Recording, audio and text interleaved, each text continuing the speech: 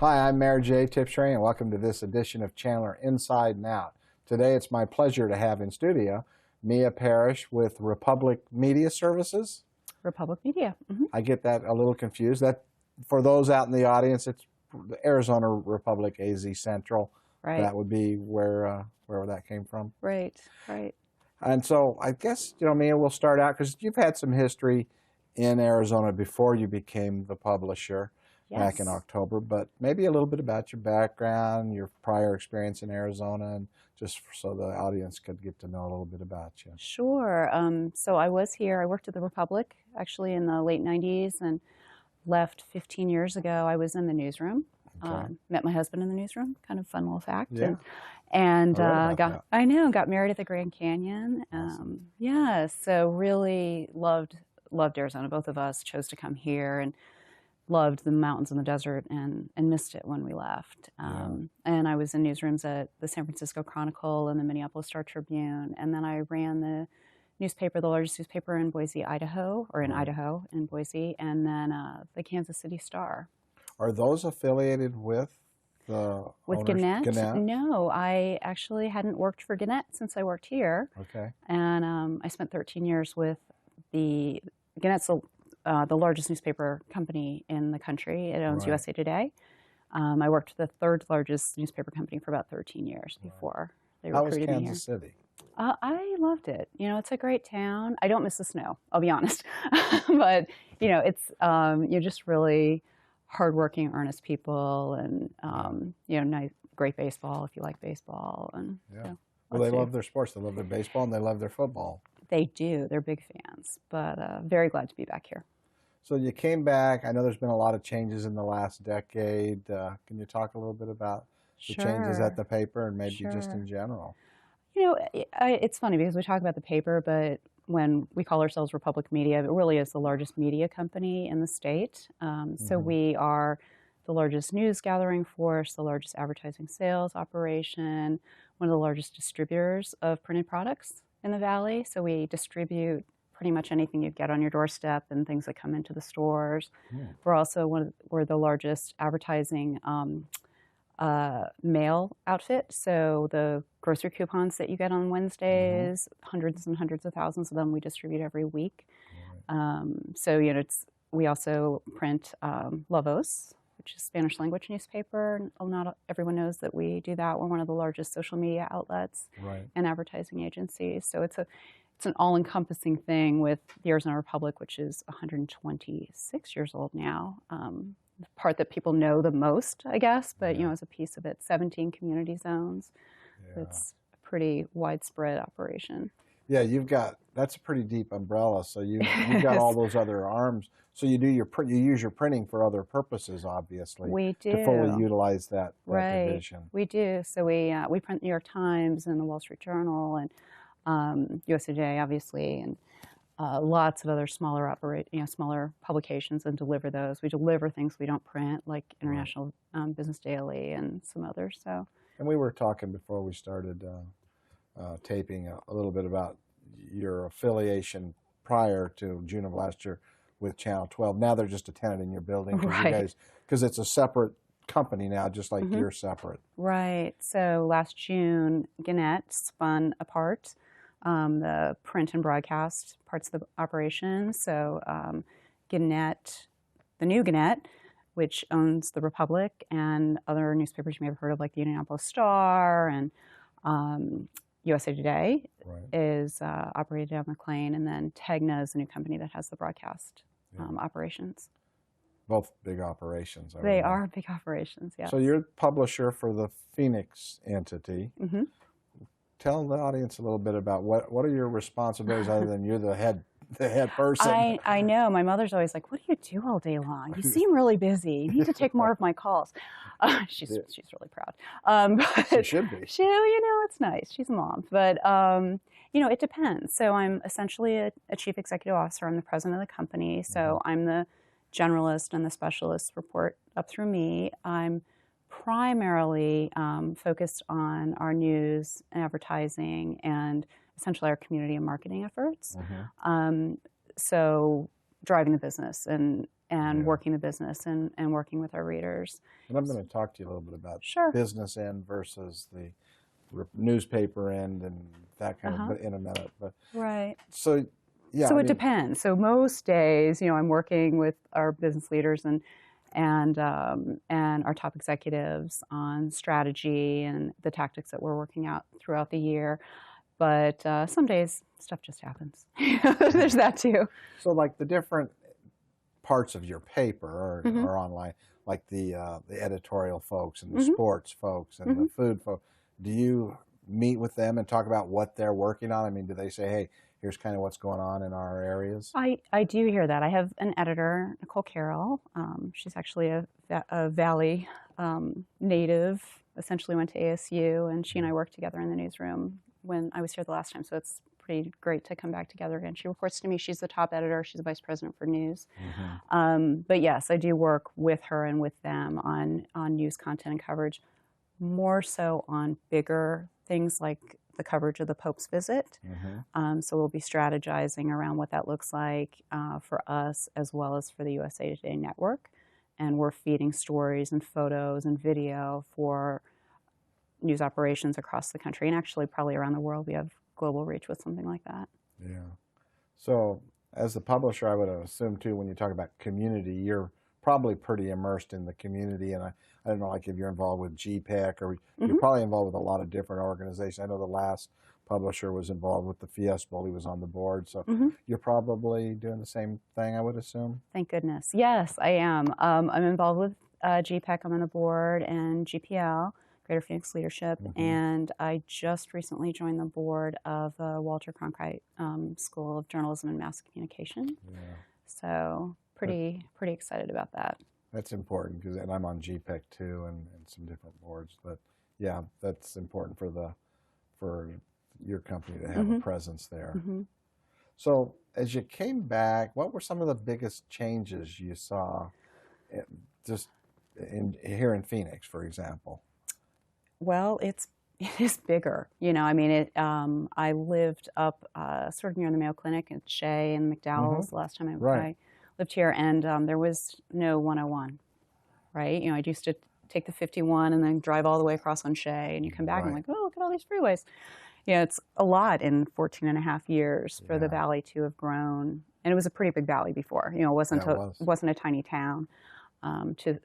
To see how much has expanded and has grown, but still feel like a cozy place that you want to live and make friends and do business, and so it's retained a lot of its charm while still getting so much bigger. Yeah, in that area where you lived the first time you were here, Scottsdale now is like two different cities. That whole North Scottsdale, oh my goodness, is like it's a new city basically. It is. It was kind of a glimmer in the eye of planners back then, and once that freeway hooked up, it just became they've got a lot of room to grow, and they are actually. A lot of growth. And I mean, there wasn't a light rail downtown, and the Republic itself, it's a second in Van Buren, and it was its own just skyscraper essentially, and now it's really sort of tucked in. So there's been a lot of growth, like with ASU.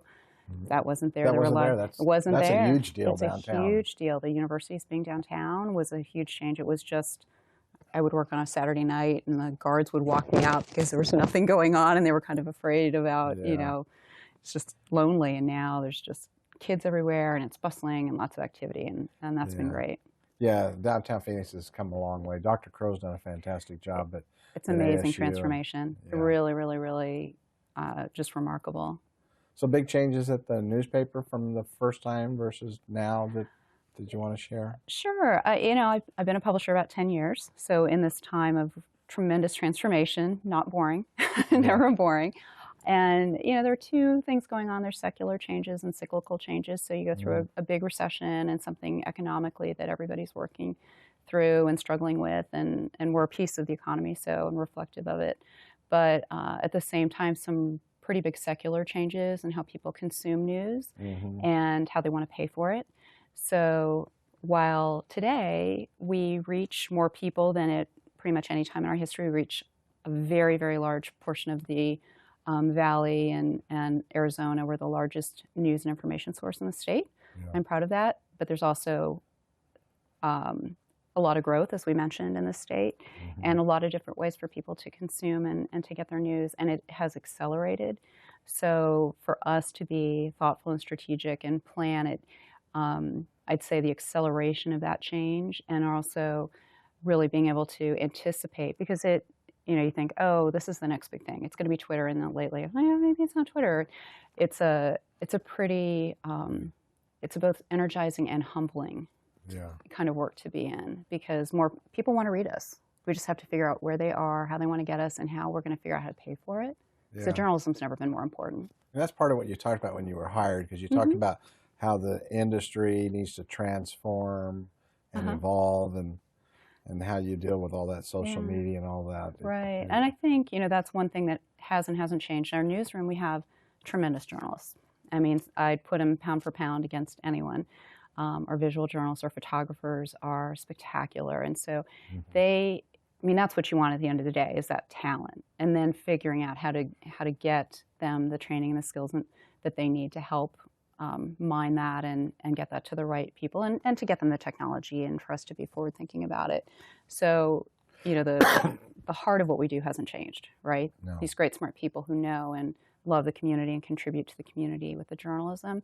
But figuring out how we're getting that's the transformation, and watching and anticipating and using a lot of data, actually, and really being business savvy in a way that we weren't challenged to be before. That it turns out that's what I'm good at. Didn't know that when I was a little reporter in the newsroom, but being able to analyze and be thoughtful and anticipate and strategize how we're going to get that part of what we do to the people who need it, especially nowadays. I mean, there's so much static, there's so much noise coming at you, and to have a credible source of news and information in a valley this size.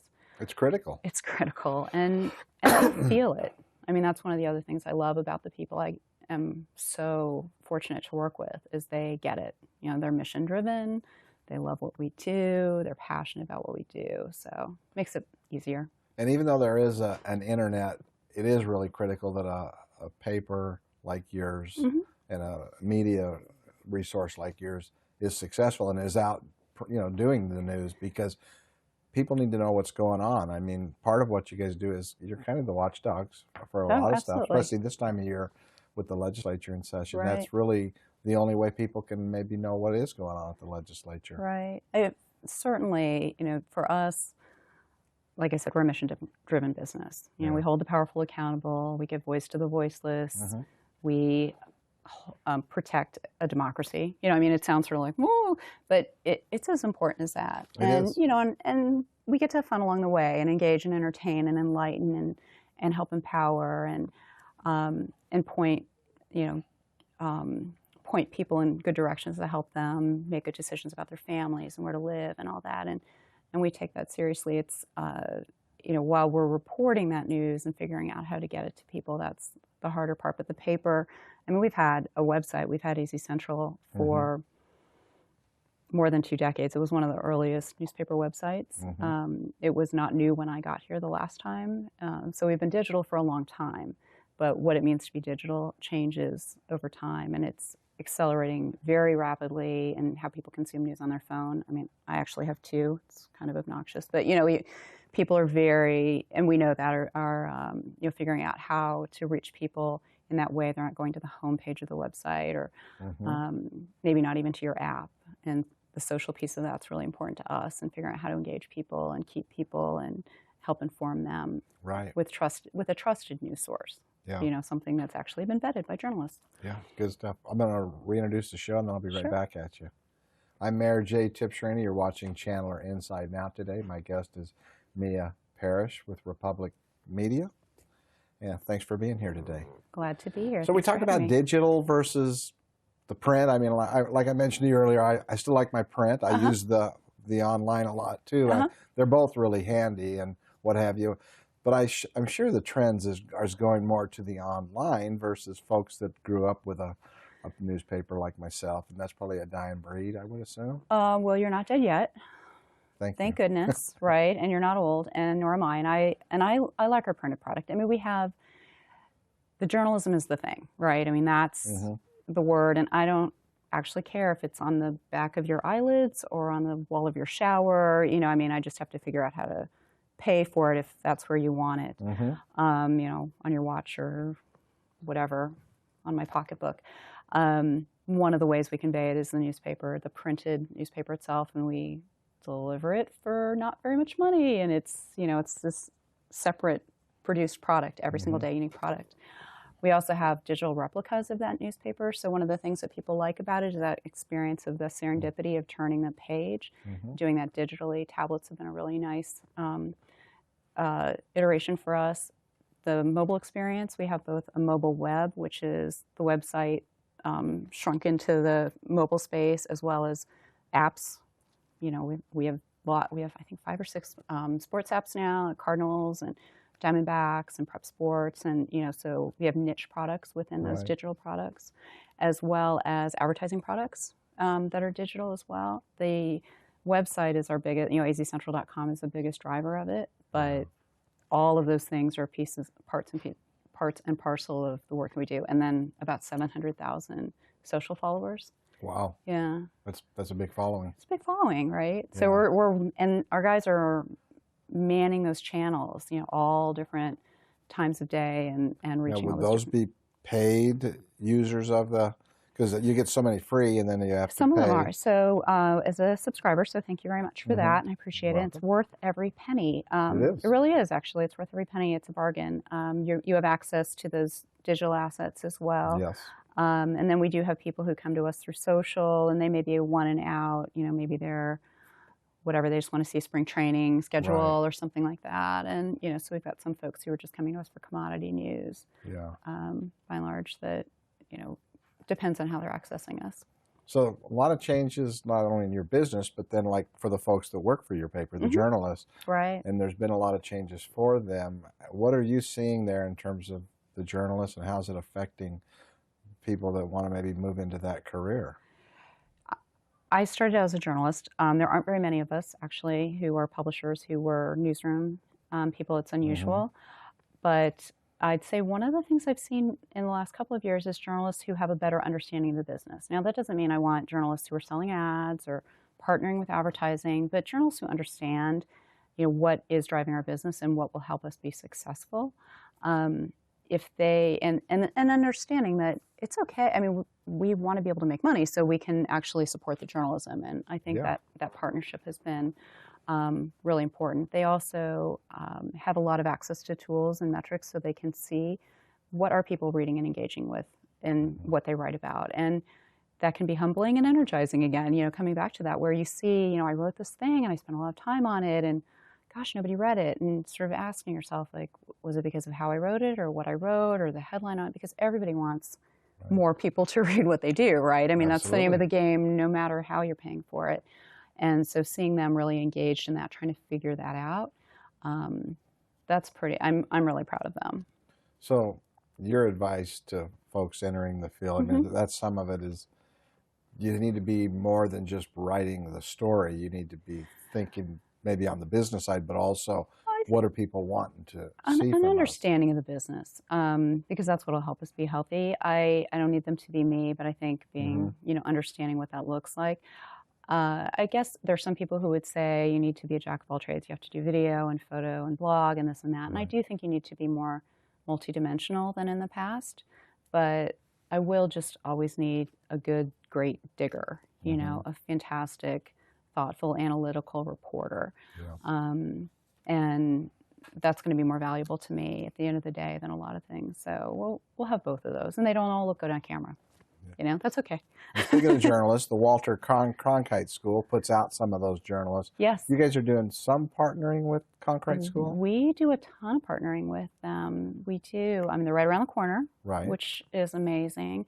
We get about 20 breaking news interns a year from them.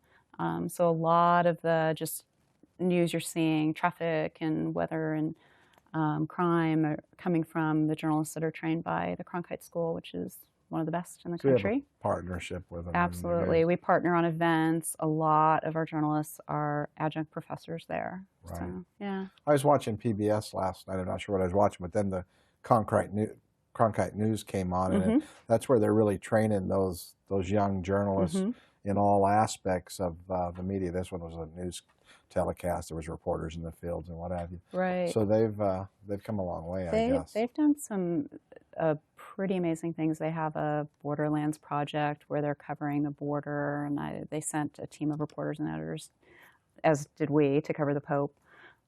So some pretty interesting, innovative, aggressive stuff. It's great. Yeah, good. I'm going to look at my note here. You were recently, or you were named one of the 100 most important minority journalists of the century. So what is the state of journalists in terms of attracting minority interest in the profession? And by the way, congratulations on that. Thank you. Thank you. It's funny because there aren't very many minorities. I mean, it's been a constant struggle in a newsroom, especially in a time when the business has contracted in the last 8 to 10 years. It's harder to hire, and generally speaking, you're going to be hiring, the people who are coming in are the ones who would be from a more diverse pool of applicants. It's also not the easiest work, and if you come from a family who is aspirational for you to be a doctor or a lawyer, then there's a little skepticism around having your baby grow up to be a journalist. Right. So that can narrow the field.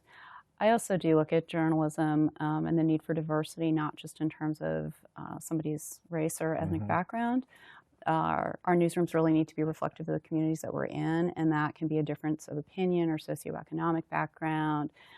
Gender certainly is a piece of it, and the country itself is increasingly diverse in terms of minority representation, and certainly in this area, we're not nearly representative enough of the Hispanic community, and that's something that we look to do. Yeah, more so. They need to be able to relate to the community. Understand your background and the culture and the language. The language is really important here in a way that it isn't in every market. Yeah, and it seems like there still is a lot of interest from young people to get into journalism, but it is a challenge because they have to feel, and it goes back to the business thing, they have to feel, I can get into this field, and this field has a chance to be good for the next 30 or 40 years, and they need to understand. They need to feel that it is going to be good and that they can make a living doing that. And that's a challenge because they do read probably too all the negative stuff about that happens in terms of the business end, where it's difficult for newspapers to survive, not yours necessarily, but other ones, because of the change in our culture. Right. It's a challenge. It's because it is a fantastic calling. I consider it a calling, the journalism. And it's a backstage pass to life. I mean, there's nothing like it. And I wouldn't, if I went back to do it over again, even knowing what I know today, I wouldn't change my mind. But it's also not for everyone. It is not for the faint of heart, and it's long hours, and it takes you away from your family, and it doesn't always pay well. But there will always be those who love what we do. And the role is, like we talked earlier in the show, the role that the media plays in just shining sunshine on different things is really critical to our society. Right. Really critical. Right. You guys, I want to talk a little, we've got a couple minutes left. Sure. Season for Sharing is one of the big things you guys have done for many, many years. I want you to just talk a little bit about that. Thanks for mentioning that. So since 1997, we've collected nearly $60 million. Wow. And every penny of that has gone to help those in need in Arizona. This last year's campaign collected $2.73 million. So pretty amazing. And that we partner with, I think it's 143 partner agencies in Arizona. And it's a very rigorous grant process. The Arizona Republic covers all of the administrative costs. So every penny that's donated and collected goes to help those charities and nonprofits fulfill all sorts of everything from helping single mothers and feeding hungry children and helping the elderly get to doctor's appointments, all sorts of some pretty amazing work. You guys, that's a real critical funding source for those nonprofits that are serving all those folks that they're a little less fortunate than maybe other folks. And you're providing a great service there by doing that. We thank you for that. Thank you. It's an increasingly rare thing, and it's something that we really honor and are proud to be able to do, to give millions of actual dollars to help provide a safety net in our community. Yeah. Good stuff, really good stuff. I know we only got a couple of minutes left. Maybe just what do you think the future holds for your industry? 20, I know you don't have a crystal ball, but I know exactly what's going to happen tomorrow. You know, it's funny. I know there will always be journalism, right? You know, and the form that takes is uncertain in terms of how we're going to convey that, how we're going to distribute that. But it's an amazing part of being in a democracy, right? It's in the First Amendment, you know, freedom of the press, and whether I'm actually pressing papers or I'm distributing through, you know, Wi-Fi, brainwaves, whatever it is in 5 years or 10 years or 20 years, I don't know yet. And we'll be flexible and nimble and have smart people figuring that out. But the journalism's vital. The journalism's the dog. It's the big dog, and there are a lot of us working to figure that out to make sure that that's there, and we're shining that light. Technology may drive how that journalism is presented to the users, but you'll always have the journalism. We'll always have the journalism and the technology. People say, "Oh gosh, you're so sorry, it's so hard with digital." I'm like, no, digital is not my enemy.